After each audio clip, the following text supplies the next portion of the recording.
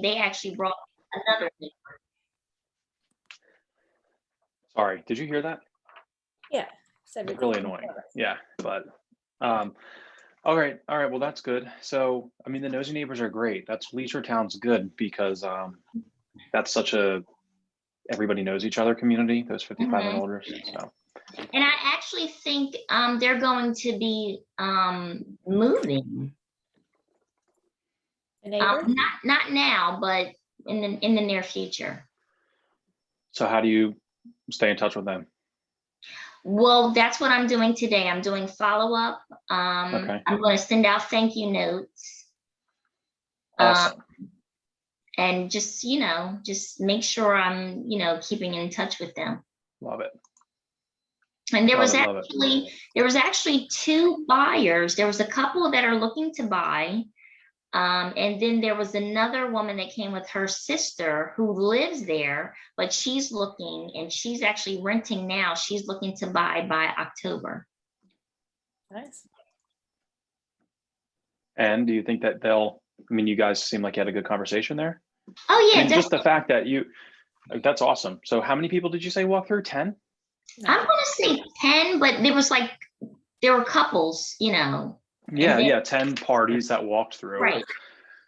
That's awesome. And that's the name of the game. So now it's just a matter of, if you had 100 of those we're going to buy in Octobers, I bet you that a couple of them would actually buy with you in October. Yeah, especially that sister that I spoke with. I'm going to be on her. Okay, I like that. So Dawn, how was yours at Eileen's listing? Good. So I learned a couple valuable lessons. So she already had a very long open house the day before. She's doing like Saturday and Sunday, 5 hours each, because the tenant didn't really want people to come in for showings. So she already did a bunch on Saturday, and I was like halfway into her one on Sunday. So, and I had, my proposal to purchase forms. I had every form I would need just in case. And the first people that came in were like this older couple, kind of Eastern, Middle Eastern couple. And they're from Pennsylvania. Okay. Well, oh, hi, nice. And their daughter lives right nearby. So they want to move near their daughter. So I'm like, that's excellent. And they didn't have a realtor. So I said, I could definitely help you. And then they really liked it. And the wife was doing all the talking. She's like, if there's no mechanical problems with this, we want to put an offer down. And I said, absolutely, I can help you with that. And I gave them my card. And then she wanted her daughter we need to have our daughter come look at it. I said, great, I'm here till 5.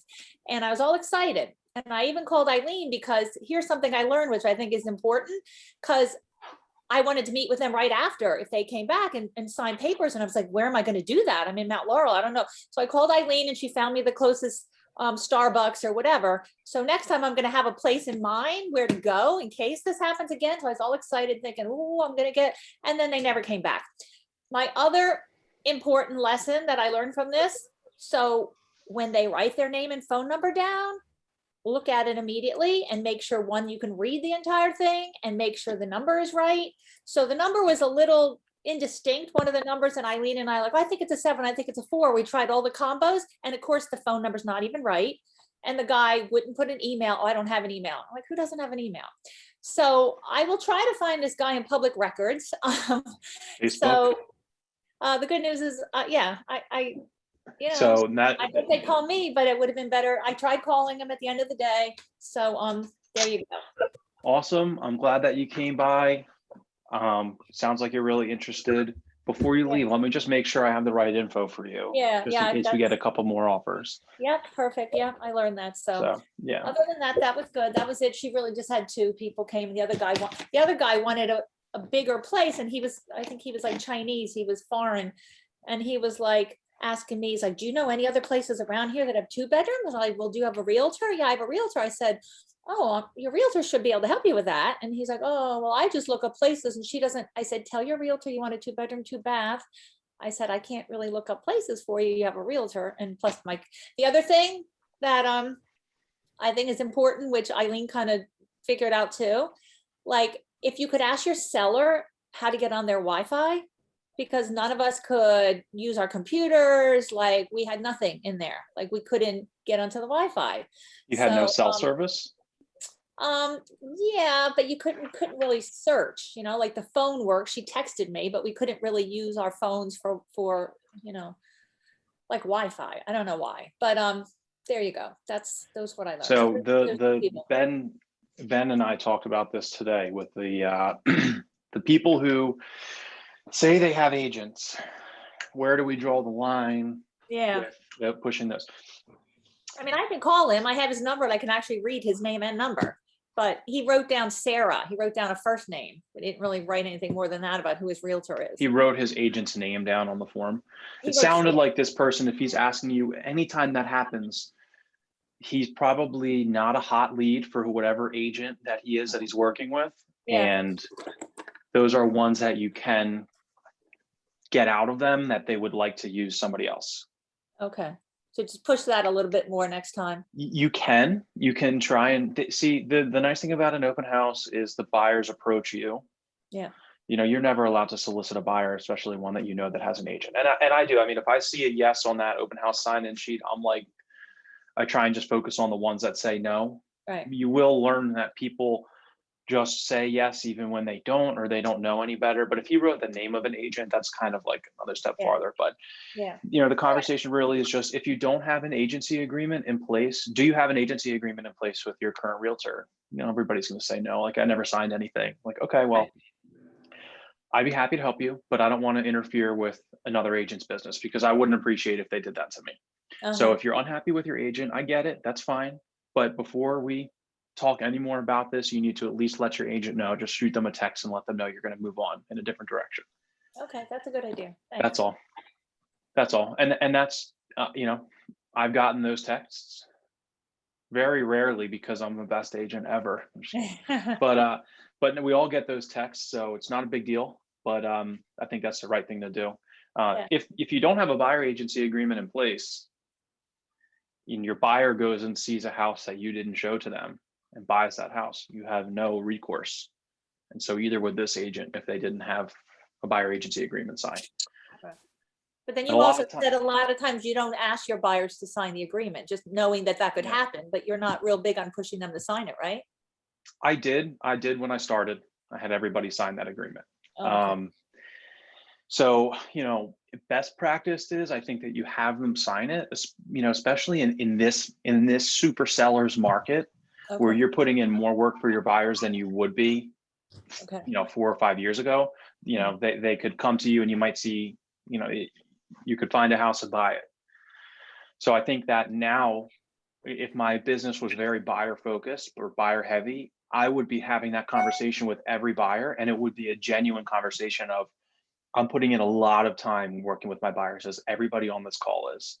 So I just want to make sure that we're on the same page here, because now this is not off the record, but I probably wouldn't say to them, it makes you a lot more committed to them, to looking for them. And it makes that conversation that you might otherwise go, at, or roll your eyes at, it won't happen as much, because that they're committed. If they're buying with me. So. Okay, that's a good idea. Thank you. And that gives you more incentive. Go ahead, Tawana, sorry. I was going to say, I'm guilty of not having those forms signed. I have not had one of those forms signed. I mean, that's okay. Everybody's going to have a horror story with that. And, I will always remember one agent saying she was at a closing, and her buyers that she thought were her buyers were there closing on a house that they bought with another agent. Wow. That she saw them in the closing table. Yeah. So that sucks. And I wouldn't want to be in that position, but it is what it is. Yeah. I always, after I take them out, like maybe 2 or 3 houses, then I send them the buyer doc or whatever. But with my husband, I gave it to him immediately. I didn't wait.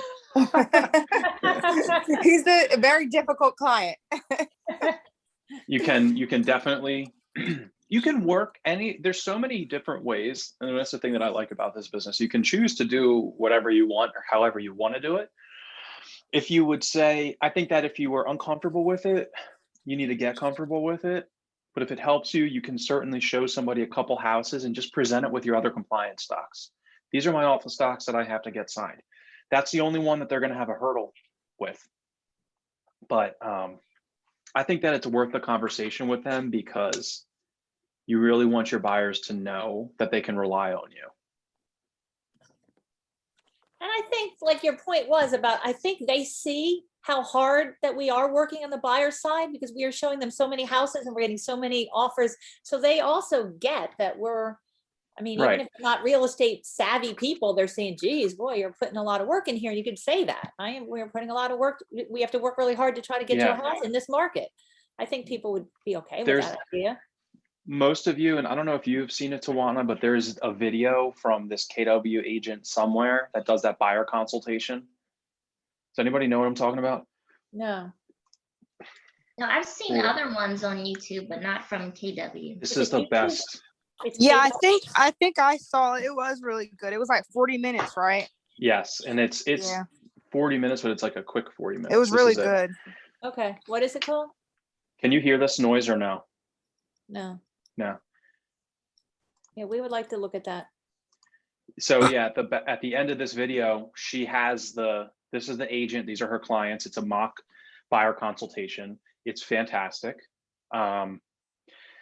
This is a very high level conversation. She's the buyer's agent. She doesn't even show the homes. She's the lead agent on a team. She a showing agent. She doesn't even show the homes. So, and she still gets her clients to sign a buyer agency agreement. So at the end here, she goes into her little script about basically, so these are all the things that I'm going to do for you. The only thing that I ask in return from you is that you just sign off on this agreement so that I know that you're as committed to me as I am to you. And if there's ever a problem or you're unhappy with the service that I'm providing, just let me know and we can terminate that agreement, no problem. It's not like it's something like can never cancel it if they want to fire you. Right. Okay, cool. Thank you. So what else? Any hurdles? Issues? Can you Rachel? still hear me? Yeah, I can hear you. Hold on, wait. I'm trying to connect. Are we just talking open houses in general or just No, hurdles just in general, just business. I wish Colin was on here. He's in the office right now. That link, I can post the link to this video in the chat here, but I'll also email it along with the recording, assuming I remember. If I don't, just ask me for it. But that's the link to this video for the consultation. So So I have something I wanted to ask you. Can you hear me? You can hear me, right? Yeah. Okay. I just don't want to answer. So that I have a cash buyer for 325, but they don't want anything old. They want a new house that was built in like a newer, I'll say, built in like 2007, 4 bedrooms, 3 baths for 325. And I have been searching relentlessly. I send emails. She's on an auto email, and like there's houses, but it's not what they want. And I don't know if I think I'm going to talk to you about this because I even brought up the fact you got the 325 cash, you could mortgage out $100,000. It would only be this, estimating this much, but her husband does not want to do that. And they want to start actively looking. They're coming up, I think, next week. And I mean, everything I've sent them, they're like, oh, well, that house was built in 1990, and I've tried to explain it nicely about this market and what's happening, but I don't think that they quite get it. So how to overcome it? Yeah, like I don't want to, like, definitely not going to give up on them because I've been working with them, but I don't want to come off rude or come off too harsh. But the reality is that this market, you're not going to get that house for 325 built in 2007 with 4 beds and 3 baths. Have you seen anywhere together yet? No, I've been sending her the listings and everything I sent her. I've said, if you can't make it, I will go and videotape, which I've done for my other clients that are from North Jersey. And they're far, right? Because all these clients are like North Jersey. So, and she was like, oh, that would be great. But she hasn't seen anything that's interested. And some of these houses are not bad. Like, I'm not sending her, I kind of know what she likes or whatever, but I'm not really quite sure where to go with this client. Like, Well, how to get them Some to of the- understand it. Do you think that you've seen some of these places that look pretty nice that if they were to see it in person, they might be interested in it? It's just that they're looking at the pictures online and they're like, they're just looking at the year it was built.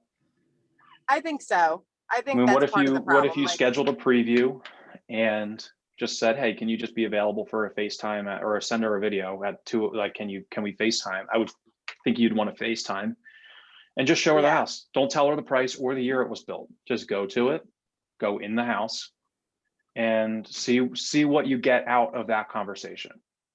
Okay, that's a good idea. I didn't think of that. Just go into the house and sending it, or video. Or And FaceTime because you're just sending her these links, they're gonna end up going on Zillow, finding an open house, going in person. Something's gonna happen, and I just, you want to make sure that you're learning everything you can about why are they so stuck on this. Maybe if you go and show them a house over FaceTime, you'll learn what it is, or maybe they'll say something that you could overcome, or maybe they'll say, wow, I wouldn't have guessed that house was built in 1950 because it's totally remodeled, especially if they're like older school people. Yeah, they are. So yeah, and there's a lot of, it doesn't sound like you're going to be able to change their mind about it, but people are like, oh, I want a brand new home. Well, a home that's been around, in my opinion, doing this, we see issues on homes that are brand new and homes that have been around for 50 years, but at least the home that's even 20 years old has made it 20 years. These new homes that they're building right now, so many builders are on such tight margins that they're using the quality of material and labor is declining. They're cutting corners where they didn't need to in the past, essentially. So people think that they want a newer home when in reality there's could be less issues at a home that's older within reason. That's another thing. And then the last thing that I would say for them was the mortgage thing. If you can go back to it again. So we did talk about the financing with them, right? Yeah. Okay, so $100,000. If you have a cash buyer that says they want to have $325,000 cash, but really they need a budget that's $450 or $425, to finance $100,000 right now would be $500 a month. So they're adding $500 a month to their payment to finance $100,000, right?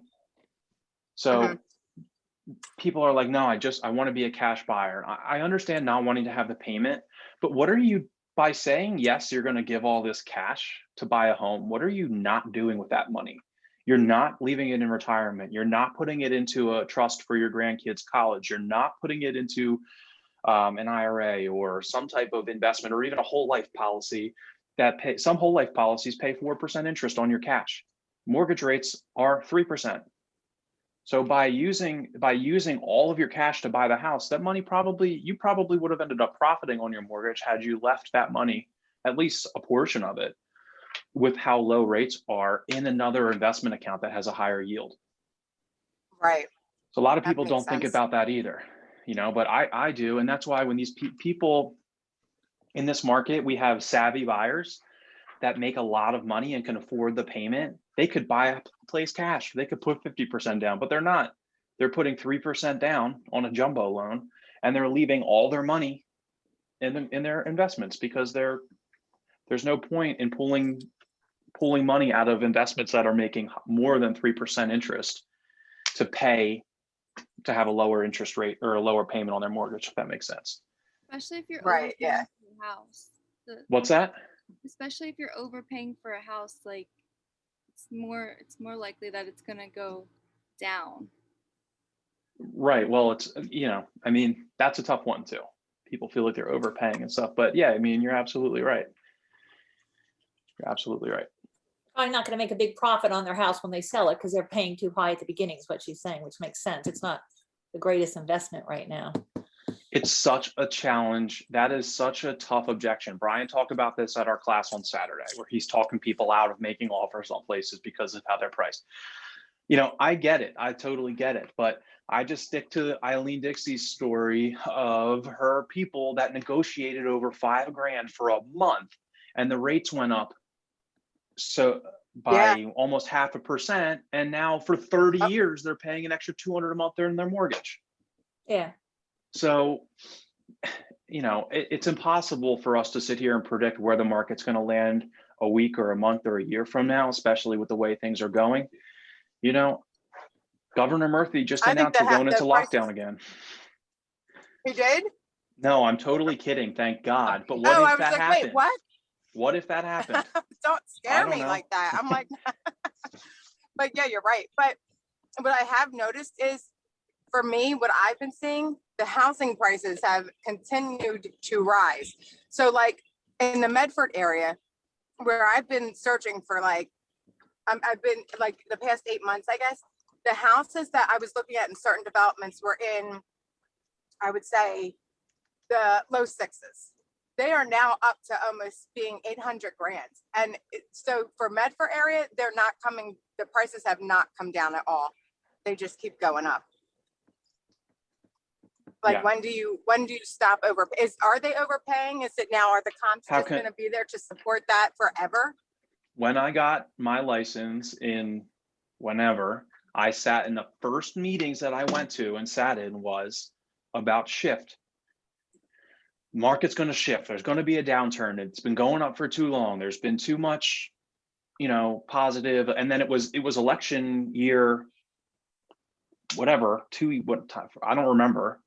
And election years are tumultuous for the real estate market historically. And I remember sitting in those meetings and then being like, prepare your sellers and prepare your buyers for a shift in the market. Here we are. Had you sat on the sidelines waiting for the market to cool off, you'd still be sitting. And you would have lost out on all the appreciation. So you're right. How do you're not going to know that you overpaid until you have definitive proof of it. Oh, I see. Until you need to go sell it. Mhm. I didn't even go Until to you the need to go sell intersection it. yet. Exactly. He was going. Holy God! I did. I have got to turn on when you join. You're muted. But yeah, I mean that's just the reality of it. So and again, just to harp on what I was talking about with Eileen, if mortgage interest rates go up by 0.5% on a $200,000 house, that could be like $200 or $300 a month forever. So yeah, maybe you're overpaying today, but you're saving $200 or $300 a month. But if you waited a year and bought a house at the same price, it does end up balancing out over the course of time when you're looking at interest rates. So. Okay, thanks. I have another one for you. Yeah. Is this for another day with like, but gifts for clients that have bought a home? Like, who has good ideas for that? I love this conversation. So good ideas. Closing gift ideas. Yes. What is the question? Closing gift ideas. Oh, that's a good question. Yeah. Yeah. Yeah. So somebody else who's got creative ideas, I could tell you some things, but what'd you say, Tawana? Champagne or a bottle of wine? Yeah, if you know they like alcohol, not everybody does, but if you find out something about your clients that you specifically know, like a hobby or something that's real important to them. I mean, I haven't had one yet, so I don't have to do it, but I'm thinking if you have that little bit of information, you could look maybe on Etsy or someplace where you could find something that might be a little personal. As much Yes. work as we're doing for our clients, is it customary that they get us a gift? No. Some clients do. They will. That's when you know you've made it. I'm trying to look around for something somebody gave me, but I got food. What'd you say, Ashley?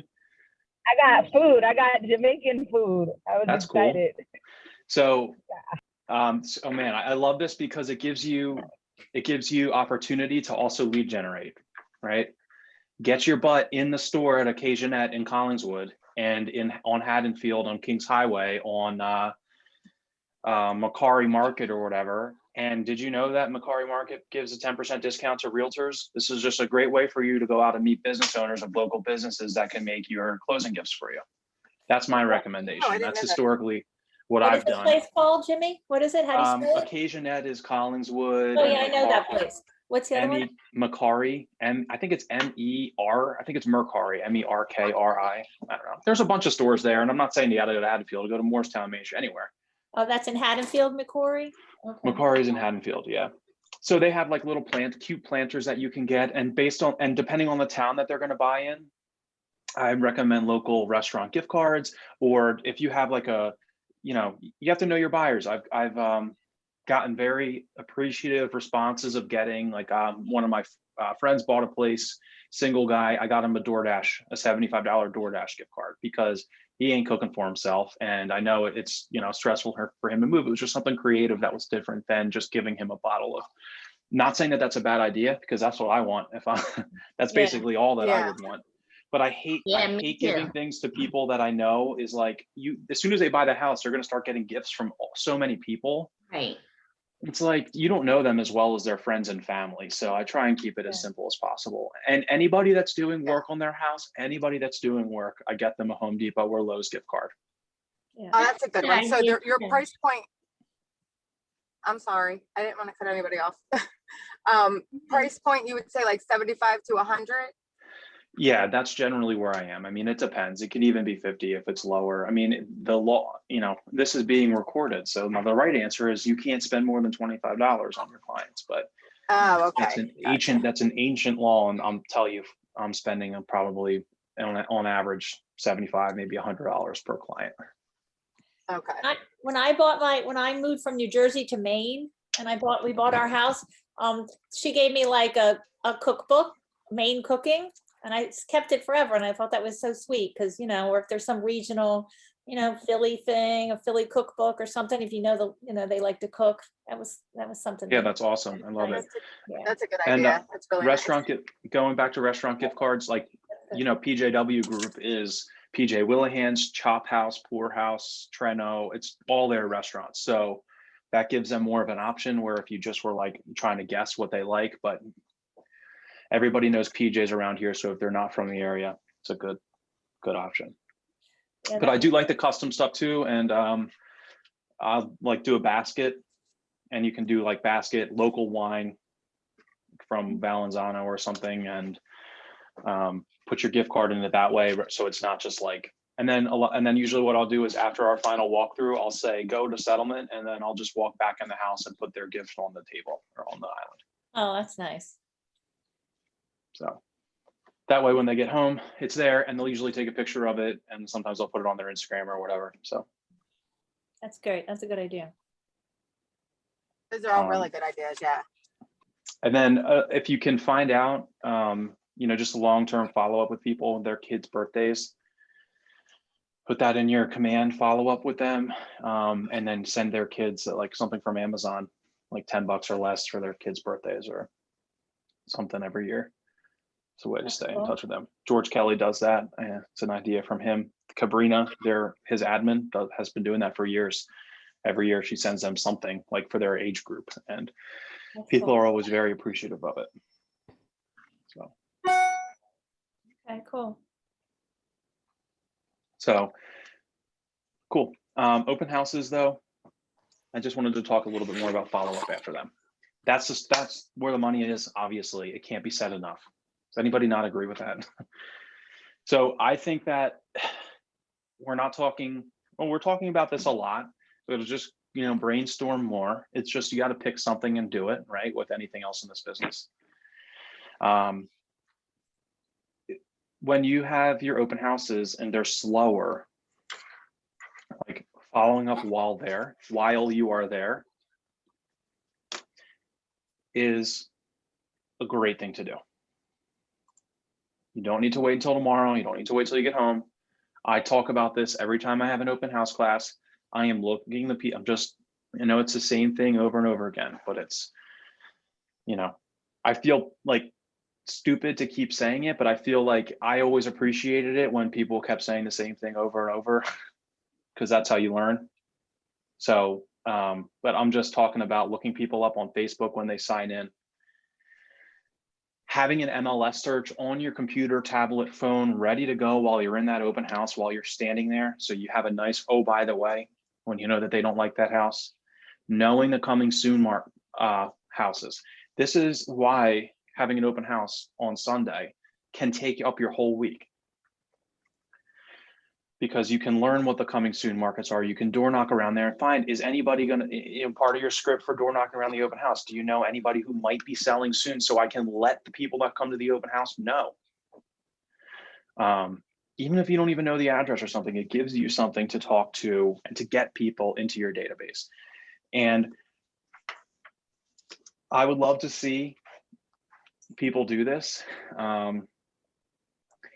It is when you leave. So I used to text people, and I used to send people like properties when they would leave, just in a text, like, oh, I forgot to mention there's this property coming up around the corner from you. But what's really gonna set you apart from everybody else that's doing open houses is to send everybody a very quick personal video text instead of just shooting them a text.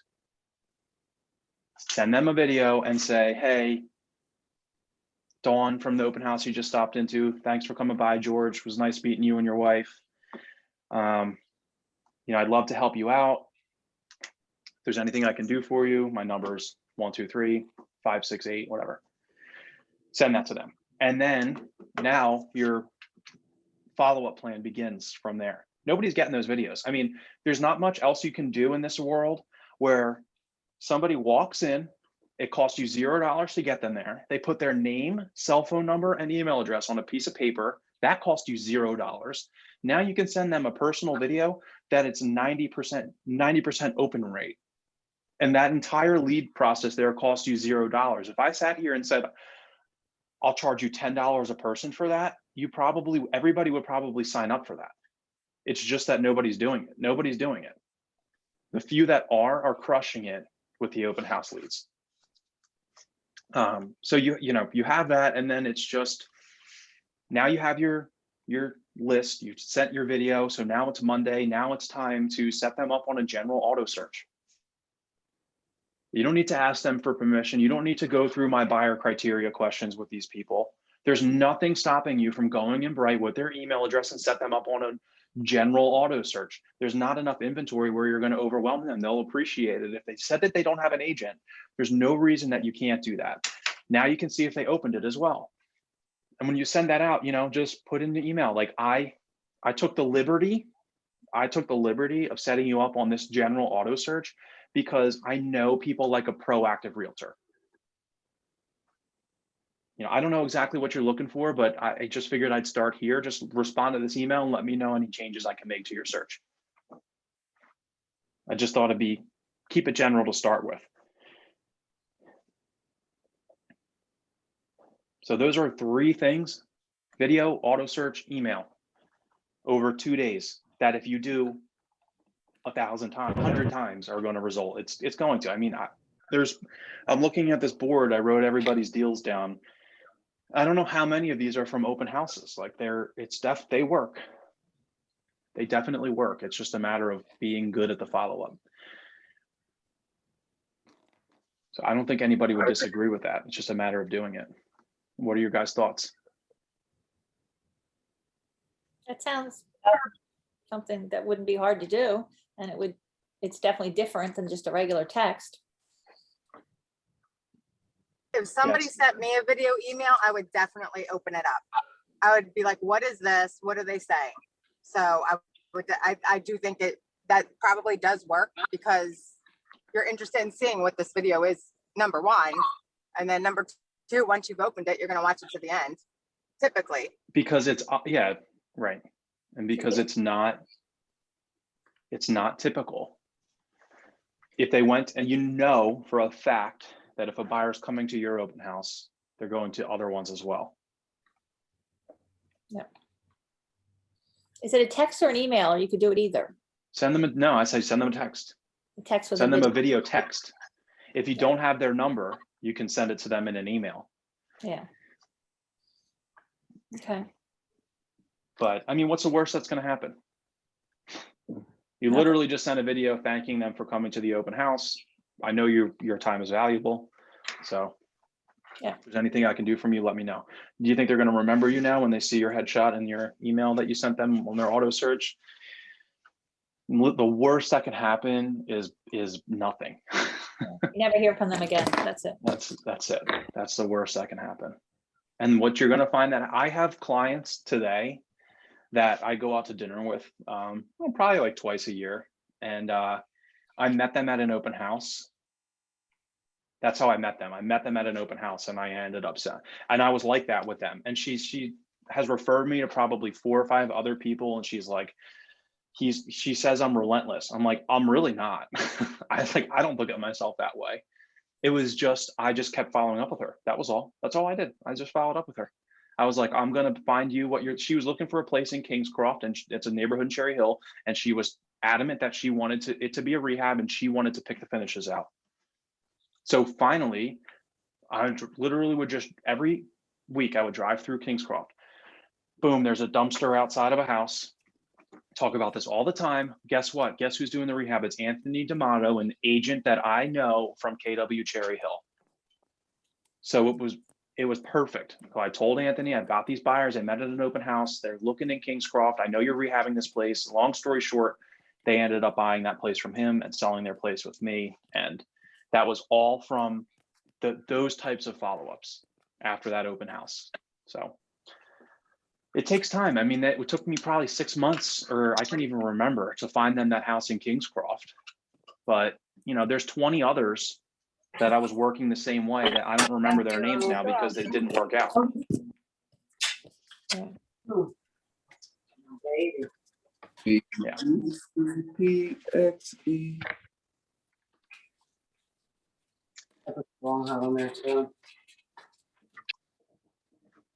Anybody have any listings coming up? I have one. I have a listing appointment on Friday. Let's Tawana hit us with it.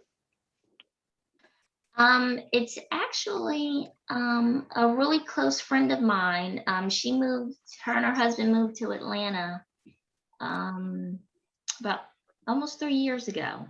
And they had a few properties, and I didn't realize he still had another one in Atlantic City. And he's had a renter in there for a few years now. And right, we talked a little bit about this, right? Yeah, and I was pretty much saying to him, you know, how, you know, hot the market is and everything. And next thing I know, he's like, well, run some numbers for me and let me know, you know, what I could possibly get for it. Yeah, okay. That's cool. So. And then, Sion, right, you have a good one. See, how long did you spend on the phone with your client? Was this last night? Yes. She sent me a screenshot, 2 hours and 40 minutes on the phone with her 3 lead. hours. Yeah. So I was actually supposed to meet her in person yesterday. But she went to the water park with her kids, you know, so I respect it. So I was like, you know, then just call me after you're done. So she called me and I got basically all the information I needed from her. You know, what we talked about in the meeting that we had, you know, 90% of the puzzle piece that we were trying to solve is, are her and her husband going to be contingent buyers or non-contingent buyers? So she does want to be contingent, but she wants to see if she can be non-contingent, because she did tell me that her monthly mortgage is $900. She only has $60,000 left on the home. So she thinks that should be affordable for her if she were non-contingent. I did tell her that, you know, it's a little bit harder getting your offer accepted when you're a contingent buyer. So, you know, she's very understanding. I like that. And then I also, if you guys is anybody familiar with Cloud CMA? No. Oh my God, please, Jimmy, I'm going to email it to you. It literally breaks down everything I paid for. It's like $40 a month. What it did was it shows you the pending, the active, and the sold listings around the address that you type in, like the property that you're trying to list. And it gives you all the information. And it also shows you how much money they're going to net out of it. And it shows you like the price range. So it says that her house is worth around $119,000 to $127,000, but that's not keeping into consideration any of the renovations or upgrades that she made on the home. So she did tell me she added an extra half bath. The roofing is a year old. The basement's fully finished. The kitchen's fully renovated. Like stuff like that's going to add a little bit of value to the home. So I said, you know, that was just an estimate, the $119,000 to $127,000. But when I actually go look at the property, we can we can add more value to the stuff that you updated on there. And she was saying that the water heater is brand new, just replace that. The flooring is new. So, there's a lot of stuff that she was telling me. We had a good conversation, and it was so funny because I always ask clients, I'm like, so what are your expectations from me? What are you expecting from me? She goes, sell my house. I was like, okay, yes, that's gonna happen. She's like, That's all the I easy want. part. Right, exactly. So that's, the conversation went well. She wants me to send over the listing documents. So when she's done, after she's done work, she's gonna sign that. And then I have to go take a look at the property. I mean, I still haven't went there physically. So I still have to do that. Yeah. You need to have the price on a listing agreement. So the price needs, Yeah, exactly. So, but yeah, I mean, that's great. On Sion and I met on Friday to talk about this, right? And I'm like, what do you say? And you're like, I have no idea, but you just come on now and you explained it perfectly. Yeah. So you definitely know more than you think. Don't get I know, it's because of caught up in you. it. So when we go on these appointments, is there anything that we should be saying as opposed to not saying? Like, exactly what is it when we're doing the whole inspection? Is there certain things that should pop out to us, or Anything that pops out to you is something that you should discuss with them. If there's a question mark, just ask, what is this? What is this stain on the ceiling? Or what is this issue? Do you know of any issues here? Just think about what's a buyer going to want to know. And then really just keep it pretty simple. Take your notes, ask of any upgrades that they did, just so that you have a very good mental picture of what this place looks like. So when you do go and do your CMA, however you end up doing it, you can, in your mind, you're remembering the house that you were in. And it's funny because of all people, I would think that Joe wouldn't be like this, but Joe says to do I do a two-step. That's what they call a listing presentation. Go and see the house, check it out. It's almost impossible. It's impossible for a seller to pull a price out of me. Like, I don't know if I've ever done that, because what I say to the seller is, so I literally will tell them, there are agents that are going to come in here with the clipboard and the listing agreement right here with their pen ready for you to sign. And they're going to tell you whatever price they have to get you to sign that listing agreement. I'm not going to do that. I want to sell your house. I'm going to go back to my computer and I'm going to spend some time really looking at the comparable sales and figuring out what's the best price for this house. Right, because I think the challenge that I'm having is the fact that my seller doesn't live here.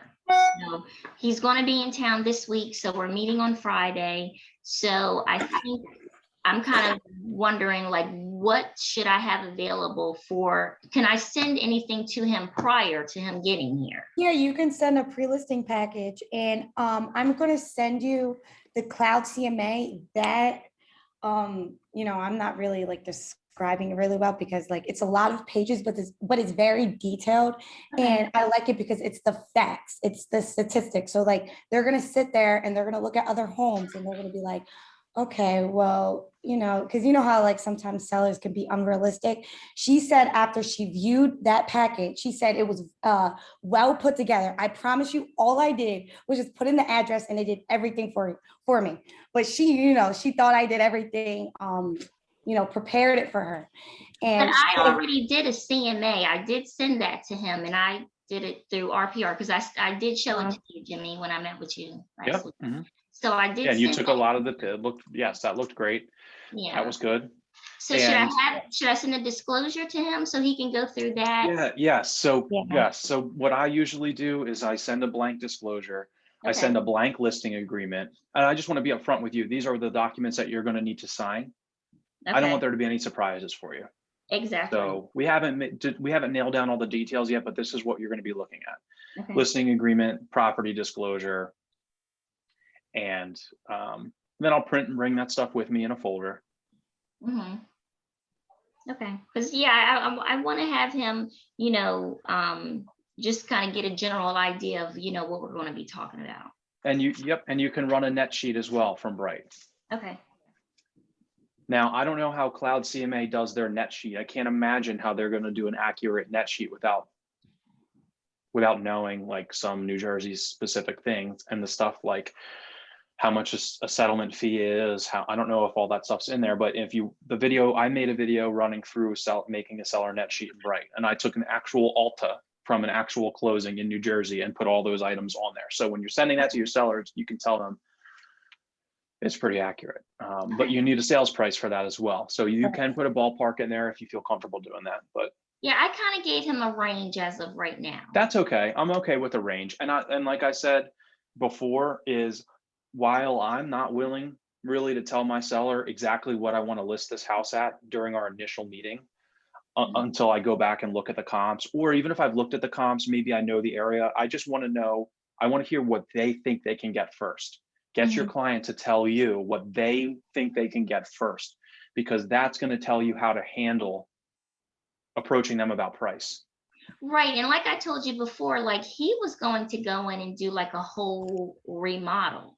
And I told him, you don't necessarily have to do that, but once we do the walkthrough, I can at least give you an idea of some things you may want to do. Major issues, fix them. He's fixing the roof. So let's just talk about what are the benefits to a seller to fix things that they know are wrong before listing. Giovanna's a perfect example of this. I wish she was on here. Another great example is Jess Singh, who's not on here.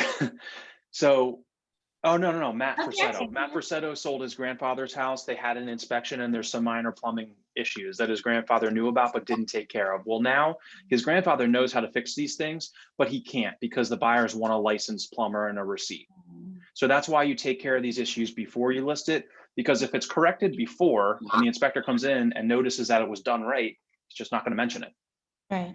So same thing, Giovanna's house had structural issues. Now, if they would have gotten those things fixed before, they, as long as they think that they've done everything right, they wouldn't need to provide receipts for that work, if that makes sense. So major things, fix them before you list it to avoid a problem later, and declutter. I think everything else is a waste of your time right now. Unless you're doing an as is, like on mine's going to be, and then you're not going to fix major things. Right, correct. Like our roof. Different scenario. Yep. He's replacing the roof, so that's not an issue. Awesome. Yeah. So and Tawana, I mean, why is he replacing the roof? Well, there was he put a claim in for the roof, so it's something he needs. Oh, okay. So his insurance is covering it. Right. I told him, like, it's not gonna, if it's not gonna pass inspection, have it done. Lots of people have roof issues now. I know, Dawn, it's probably a little too late for you, but I just want to, this is something that I didn't know until I got into this business. I didn't know what a public adjuster was. There's a public adjuster that I work with who is fantastic. He's just the nicest guy in the world. He's always I always tell people, when something happens, call me, because I'm not going to write down stuff that can be held against you.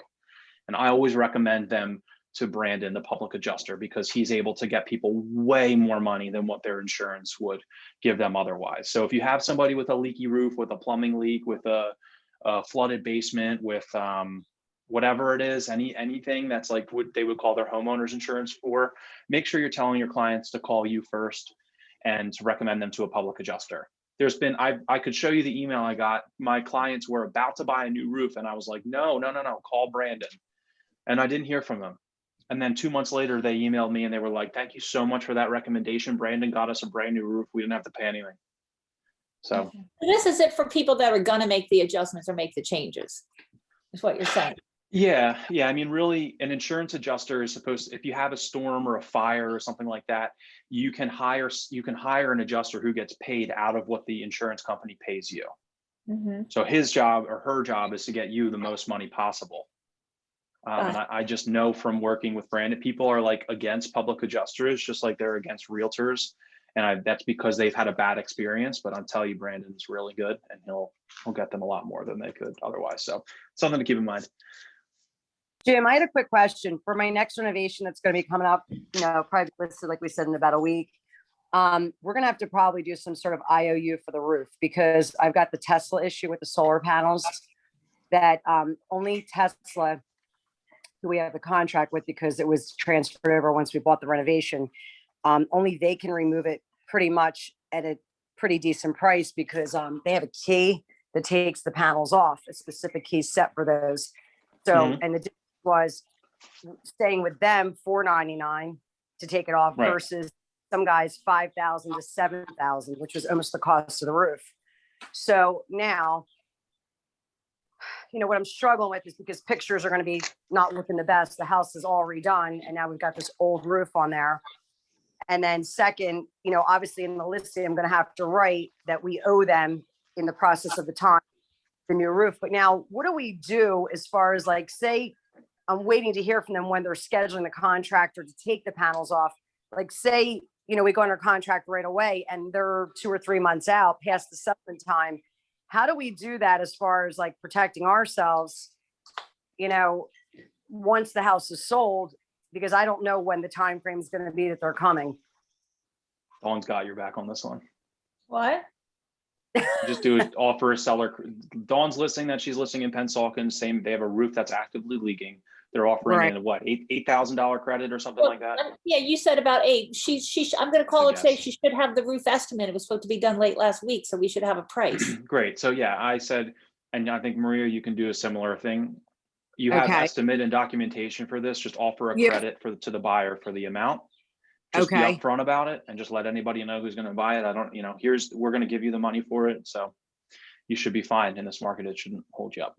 And it will remove your liability. Just give them a credit in the amount of the estimate that you got, have them sign off on it, and then it'll just be a credit towards Well, their closing costs. What concerns me is there's a lot of heavy paperwork with Tesla, and now this slow motion, because it took a while for it to come from the seller to me. Now I'm in the process of the Tesla paperwork, and it's in my name to do all because you've got Tesla involved and a roofer. So Listen, I think that you need to move forward with it right. and bash some heads and make some calls, some not so nice calls, and get in the car and go where you need to go and do what you need to do. But I would get it under contract first. Oh yeah, I'm not going to hold up that way. I just was figuring, is there any way to put it in the listing that, you know, buyer will be getting all this stuff done? I mean, that's the last piece that needs to be finished, and that we are. Do you want to close? So I'm saying to offer the credit and just close on it in 30 days and let the buyer deal with it. So wait to transfer again. They're going to be in a faux pas, I think, if they have to go through that all over again. I'm telling you, it's like, I mean, I'm going to. I don't know that they would have to. If you get the ball in motion and you start everything in the new buyer's name, right, close on the house, and they just continue the process after closing. Okay. If not, and you want to do a 3-month close, I bet you find a buyer for that right now. Yeah, right. Lined up. No. Yeah. So okay. Then that's I just probably your only option. do an IOU contract. Absolutely, you can. Yep. Oh, all right. Okay. I mean, I just better doing everything that I did to start it right and finish it properly. But the thing is that the contract's going to eventually go right to their name. Once we sell the house, it'll no longer be in Cosalabella's name. It'll be in the new owner's name. So now that's going to I'm going to have to call them, because it's such You're a going to fast. have to work it out. It sucks, but you're going to have to work it out with Tesla. Yeah. Okay. All right. All right. Thank you. Yep. So you mentioned about the disclosure. So when we had talked, and I think it's a great idea, like, we know we have to do the roof. It's going to cost, say, $8,000. You can actually put in the MLS, the evaluation as a document. Upload the document. Estimate, Yep. and that way they have everything they need. It's like one of my buyers, I'm looking at a house they wanted me to look at, and there's all kinds of crazy stuff. And one of the things is, scary stuff about something happened with an inspection in the past and the deal fell through. And they're like, your buyers must read the seller's disclosure before giving an offer, and they don't even have the seller's disclosure in the MLS. So it's like you have to ask for it. So obviously there's something there. No. If you have, and the more upfront you are, the less headache you're going to cause later. Yeah, and I was talking to Chris Bate the other day, because he said before the market was insane like this, he wouldn't put like the seller's disclosure, because he liked the agents to have to call him, and then he would talk to them and have that relationship. But he said now it's just so insane that he was always emailing everybody wanted the disclosure, so he just puts it in there for. I mean, I get that, but I would just upload the disclosure and write. That's what I Mhm. mean. Yeah, that's what he does now, because it's just Yeah. it's crazy. Yeah. All right. So it's funny because I'm like, let's talk about open houses, but it's like, just do the things. It's not a lot to talk about. It's really just a matter of actually doing the follow-up. So I was curious what what would you think?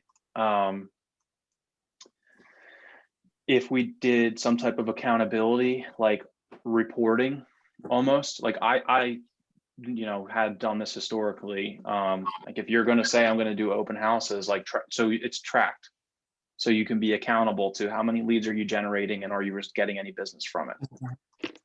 Like from, if you do an open house and then track what you get from that, Yeah. is that what you mean? Yep. Yeah, because otherwise I don't want to sit. It's like I know that all of this stuff can work. It's just a matter of doing the follow-up. So I hate to see you going out and doing open houses, knocking on doors, getting the leads, and it not having result in business. So, Sure. it's a possibility. And we would just report to you, or this is 10 people Yeah, I'll came get a through and I sheet. contacted It's not 10 and obviously what my goal. I don't get paid unless you get paid. So that's my goal. Yeah. Is to get you through the deals. So, I mean, everybody is crushing it, but I just want to make sure that nothing's being left on the table, or at least we're not leaving as much as we can, that we're not leaving anything on the table. That's all. And I know that it can help, because I know that being accountable is like the hardest thing. So look at me as your accountability partner.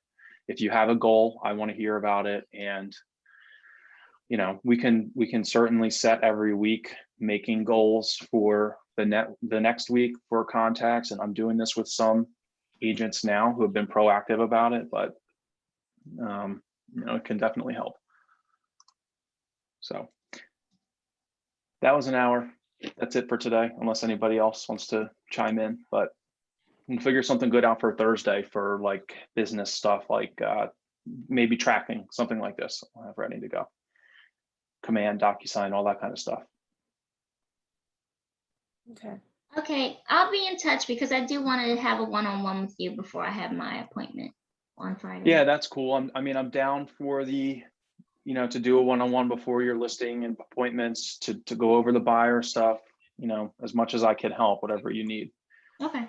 Yeah, I mean, the listing thing is, I know you're going to be good with that one, but it's amazing. It's when you probably feel so much different. Ashley's is off here. Oh no, she's on here. I don't know if she can hear me, but when you get one, it becomes so much easier. Yeah, I just want to make sure I have all my ducks in a row. Like, Yeah. I'm comfortable with doing the whole presentation and all of that. And I think I've pretty much done most of it. But I just want to make sure I have all my ducks in a row. Okay, no problem. I mean, could you show us just like a general thing, not like the specific things that you do, but like what you would want a CMA or some listing presentation documents to look like? Like just, Yes. like how formal is it? How, presentation of it, just something like that? Absolutely. Yeah, let's do it. No problem. Yeah, and it's funny. I mean, some people are very formal with it. Some are very informal with it. So we could see some practical. Yeah, that's fine. No problem. No problem. Well, I also, on this other website, a lot of like more experienced, somebody was talking about, I'm going to perfect my listing presentation. And a lot of the agents who were very experienced said, like, I don't do scripts, I'm just there myself. I'm honest. I do really well with my listing. So there's different, ways that you can do it, but how. I mean, you just hit the nail on the head. Can do all these things until we're blue in the face, but it does not matter unless you're in front of people.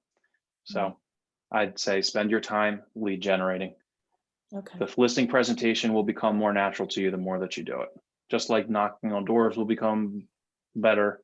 You'll become better at it the more you do it. The more you do open houses, the better you'll be at weeding out those good buyers, potential seller leads. Okay. What's up, Rachel? You want to say something? No, I wasn't. I just saw you took your camera. Oh no, maybe that was my thing. But maybe Thursday doing like the paperwork side of stuff too, because that's important. Like you said, that's fine. We can definitely do that on Thursday during this whole Yeah. thing. That's cool. Too. Yeah. Yeah, we can do all of it.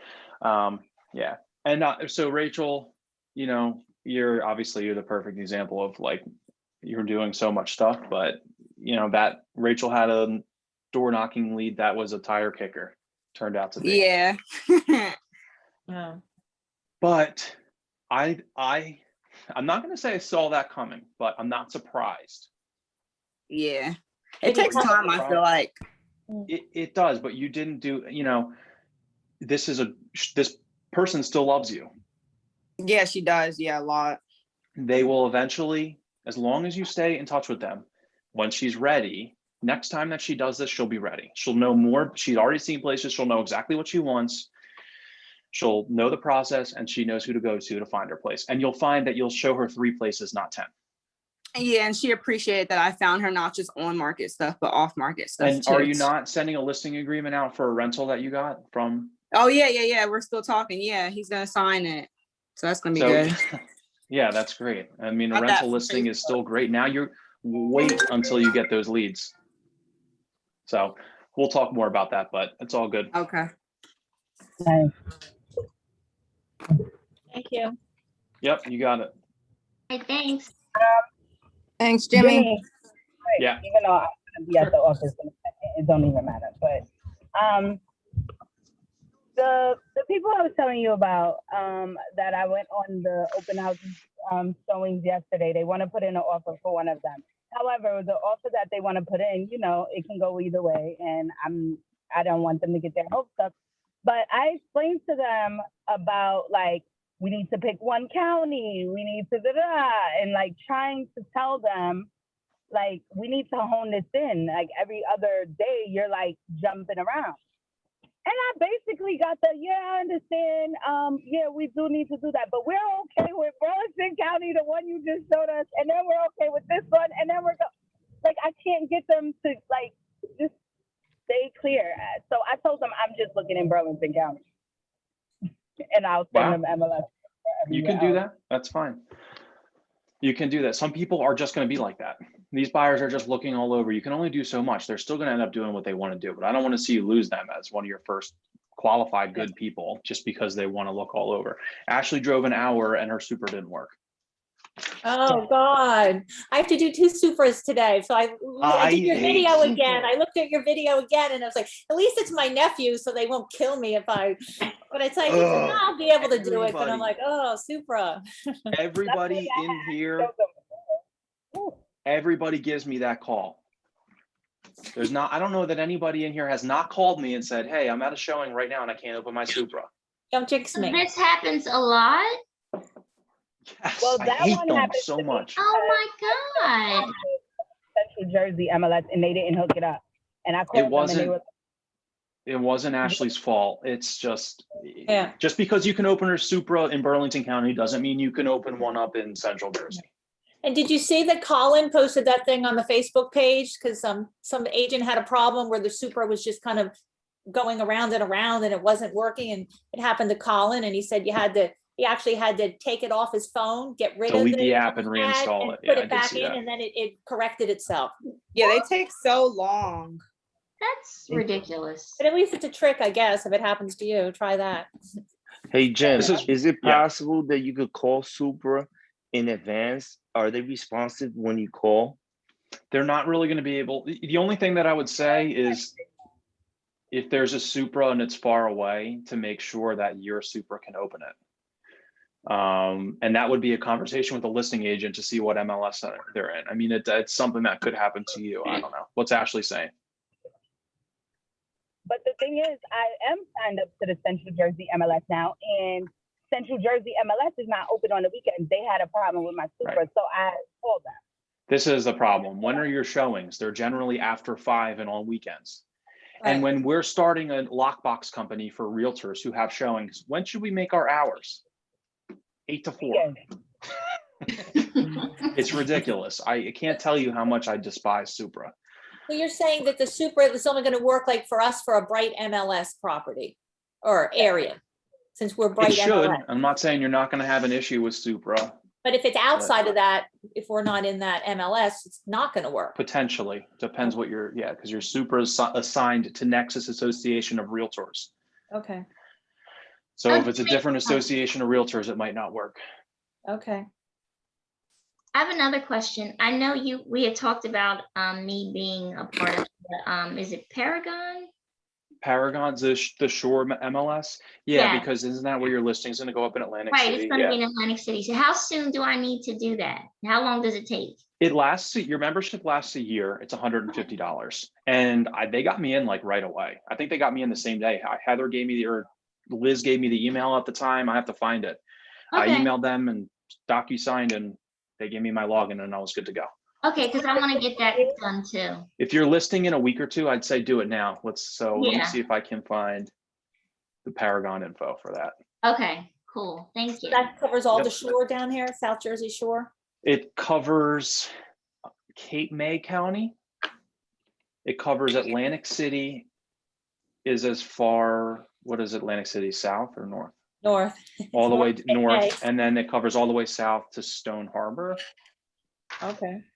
And then anything north of Atlantic City, like we've had Megan and some other agents at other shore towns, and it's still called Paragon, but it's a different MLS.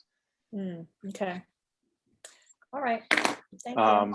And I have access to the South Jersey Shore one, and it does like Egg Harbor, basically anything from where our office region is east.